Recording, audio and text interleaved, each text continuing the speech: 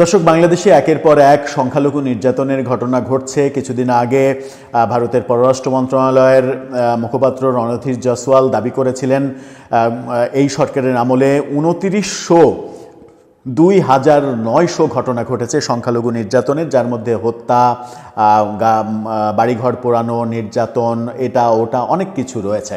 সব মিলিয়ে নাকি ২৯০০ ঘটনা ঘটেছে।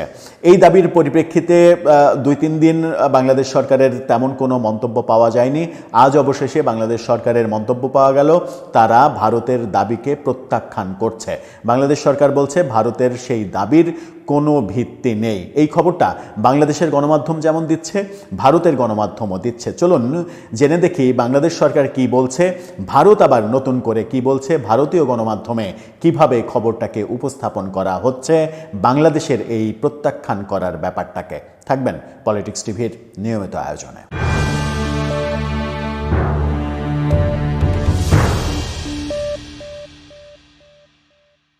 দর্শক, বলছিলাম ভারতের যে দাবি বাংলাদেশের সংখ্যালঘু নির্যাতনের, সেই দাবি বাংলাদেশ প্রত্যাখ্যান করেছে। তার মানে কি ব্যাপারটা এরকম যে বাংলাদেশে সংখ্যালঘু নির্যাতনের ঘটনা ঘটেনি? গত রাতেও রাউজানে এরকম আরেকটা নতুন ঘটনা ঘটেছে। সেটা হচ্ছে যে ঘরের আগুন দেওয়া এবং বাইরে থেকে তালা দিয়ে ভেতরে রেখে ঘরে আগুন দেওয়া, এটা দ্বিতীয়বারের মতো চট্টগ্রাম অঞ্চলে এই ঘটনাটা ঘটল। ভারত দাবি করছে এরকম ঘটনা, হত্যা সহ এরকম ঘটনা নাকি ২৯০০ ঘটনা ঘটেছে এই সরকারের আমলে, যে সংখ্যাটা অস্বাভাবিক মনে হয় আমাদের কাছেও। কিন্তু ভারতের কাছে, ভারত দাবি করছে যে এই পরিসংখ্যান তাদের কাছে আছে এবং এটা সংবাদপত্রের রংচং লাগানো প্রপাগান্ডা হিসেবে উড়িয়ে দেওয়ার কোনো উপায় নেই। সেই দাবি যখন ভারত করছে, তখন বাংলাদেশ সরকার আজকে সেটা প্রত্যাখ্যান করলো। ভারতেরই গণমাধ্যম ইন্ডিয়ান এক্সপ্রেস এই তথ্যটা জানাচ্ছে। ইন্ডিয়ান এক্সপ্রেস তাদের শিরোনামটা দেখুন, সেখানে বলা হচ্ছে isolated criminal acts, Bangladesh rejects India's concern over minority safety. অর্থাৎ বিচ্ছিন্ন অপরাধমূলক কর্মকাণ্ড, সংখ্যালঘুদের নিরাপত্তা নিয়ে ভারতের উদ্বেগ প্রত্যাখ্যান করেছে বাংলাদেশ। বাংলাদেশ এটাকে বিচ্ছিন্ন ঘটনা বলছে, কিন্তু ভারত এটাকে বলছে ধারাবাহিক ঘটনা। ঢাকা বলছে যে সংখ্যালঘুদের বিরুদ্ধে নিরন্তর শত্রুতা সম্পর্কে ভারতের মন্তব্য ভুল এবং বিভ্রান্তিকর এবং বাস্তব পরিস্থিতির প্রতিফলন ঘটায় না। রবিবার বাংলাদেশ দেশের ধর্মীয় সংখ্যালঘুদের নিরাপত্তা নিয়ে ভারতের উদ্বেগ প্রত্যাখ্যান করে বলেছে যে হিন্দু সম্প্রদায়ের সদস্যদের সাথে জড়িত সাম্প্রতিক ঘটনাগুলি বিচ্ছিন্ন অপরাধমূলক কাজ। এগুলোকে বিচ্ছিন্ন ঘটনা বলছে বাংলাদেশ সরকার এবং কোনো পদ্ধতিগত নিপীড়নের প্রতিফলন নয় এটা। পররাষ্ট্র মন্ত্রণালয় এক বিবৃতিতে বলছে সংখ্যালঘুদের বিরুদ্ধে নিরন্তর শত্রুতা সম্পর্কে ভারতের মন্তব্য কেবল ভুলই নয়, বিভ্রান্তিকর। বিবৃতিতে বলা হয়েছে বাংলাদেশের সাম্প্রদায়িক সম্প্রীতির দীর্ঘস্থায়ী ঐতিহ্যকে ভুলভাবে উপস্থাপন করে এমন যে কোনো ভুল করে, এরকম যে কোনো ভুল, অতিরঞ্জিত বা উদ্দেশ্য প্রণোদিত বর্ণনাকে বাংলাদেশ সরকার স্পষ্টভাবে প্রত্যাখ্যান করে। ভারতের পররাষ্ট্র মন্ত্রণালয়ের মন্তব্যের পর এই প্রতিক্রিয়া জানানো হয়, যেখানে বাংলাদেশের সংখ্যালঘুদের বিরুদ্ধে অব্যাহত সহিংসতাকে গুরুতর উদ্বেগের বিষয় বলে বর্ণনা করা হয়েছিল, ভারত বর্ণনা করেছিল। 18 ডিসেম্বর ময়মনসিংহে হিন্দু যুবক দীপু দাসের গণপিটুনি হত্যার নিন্দা জানিয়েছে নয়াদিল্লি, যাকে ধর্ম অবমাননার অভিযোগে জনতা পিটিয়ে মেরেছিল। সেই ব্যাপারে দায়ীদের আইনের আওতায় আনার আহ্বান জানিয়েছিল। বাংলাদেশের পররাষ্ট্র মন্ত্রণালয় বলেছে যে হিন্দুদের ওপর সংঘটিত নির্যাতনের প্রমাণ হিসেবে বিচ্ছিন্ন অপরাধমূলক ঘটনাগুলোকে তুলে ধরার পরিকল্পিত প্রচেষ্টা চলছে।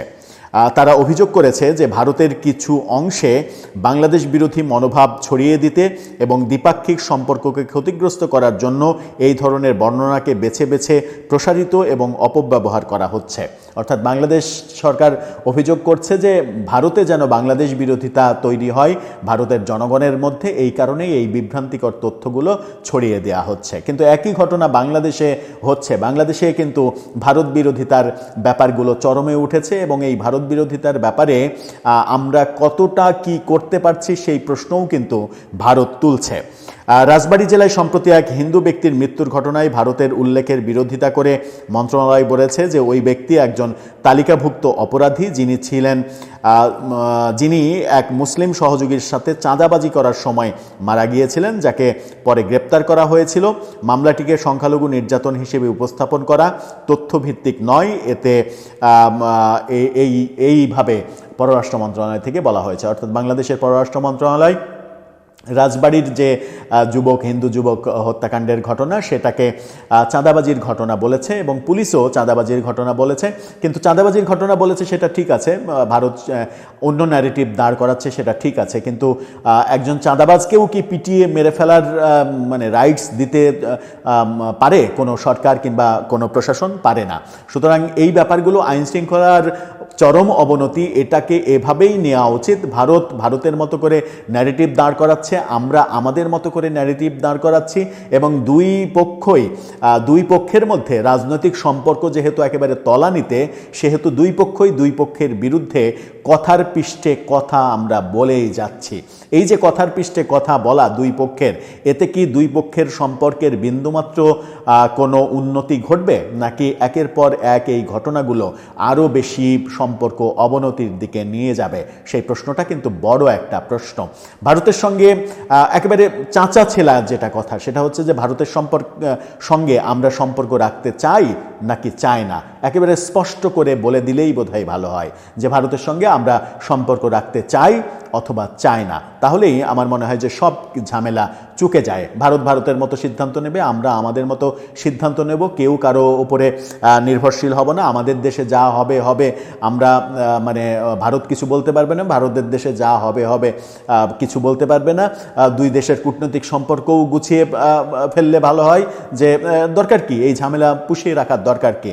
আর যদি মনে হয় যে প্রতিবেশীর সঙ্গে আমাদের সম্পর্ক রাখতে হবে, ভারতও যদি মনে করে যে প্রতিবেশীর সঙ্গে তাদের সম্পর্ক রাখতে হবে এবং রাখা উচিত, দুই দেশের স্বার্থের জন্যই উচিত। বাংলাদেশে বসে থেকে কেউ এরকম বয়ান দিচ্ছে না যে ভারত বাংলাদেশের উপরে অর্থনৈতিকভাবে নির্ভরশীল, বাংলাদেশ যদি ভারতের জিনিসপত্র খাওয়া বন্ধ করে দেয় তাহলে ভারত নাকি না খেয়ে মরে যাবে, এরকম চিন্তাও আছে। আবার বিএনপির ভারপ্রাপ্ত চেয়ারম্যান তারেক রহমান ফিরলেন। তারেক রহমান প্রথম বক্তৃতায় 300 ফিটে কেন ভারতের বিরুদ্ধে কথা বললেন না, এরকম কথা বলার লোকজনেরও কিন্তু অভাব নেই। এমনকি বিএনপির মধ্যেও অতি উৎসাহী অনেককেই বলতে শুনেছি, তারেক রহমান কেন ভারতের বিরুদ্ধে একটা কথাও বললেন না। তো তারেক রহমান ভারতের বিরুদ্ধে একটা কথা কেন বলবেন আগ বাড়িয়ে? তারেক রহমান কি বোঝেন না যে আগামী নির্বাচনে যদি জয়লাভ করেন তিনি কিংবা তার দল, তাহলে তাকে রাষ্ট্র পরিচালনা করতে হবে, আর রাষ্ট্র পরিচালনা করতে গেলে অন্তর্বর্তীকালীন সরকার যে স্ট্র্যাটেজিতে সংক্ষিপ্ত সময়ের জন্য রাষ্ট্র পরিচালনা করছে, সেই স্ট্র্যাটেজিতে একটা নির্বাচিত সরকার 5 বছরের জন্য রাষ্ট্র পরিচালনা করতে পারবে না।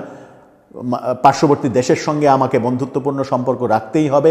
আবার পার্শ্ববর্তী দেশ এমন একটা দেশ, যে দেশ বঙ্গোপসাগরকে বাদ দিলে আমাদের চতুর্দিকেই পরিবেষ্টিত হয়ে আসে, সেরকম একটা প্রতিবেশীর সঙ্গে চাইলেই কি আমি ঝামেলা বাড়াতে পারবো? তারেক রহমানকে এত বোকা যে তারেক রহমান দেশে ফিরলেন, তার প্রথম ভাষণেই ভারতকে উড়িয়ে দাও, ভারতকে এটা করো, ভারতকে ওটা করো, এই ধরনের বিধ্বংসী কথা বলে নিজের দলকে এবং দেশকে বিপদের মধ্যে ফেলবেন? অনেকগুলো প্রশ্ন। আমরা বোধহয় যারা অতি উৎসাহী, আমাদের দেশেও যেমন আছে ভারতেও তেমন আছে, অতি উৎসাহীরাই এই দুই দেশের সম্পর্ক নষ্টের মূলে কাজ করছে, যেগুলো দুই দেশের সরকারেরই সচেতনভাবে আমার মনে হয় মোকাবেলা করা উচিত। দর্শক, এ ব্যাপারে আপনার ভাবনা জানিয়ে লিখতে পারেন আমাদের কমেন্ট বক্সে।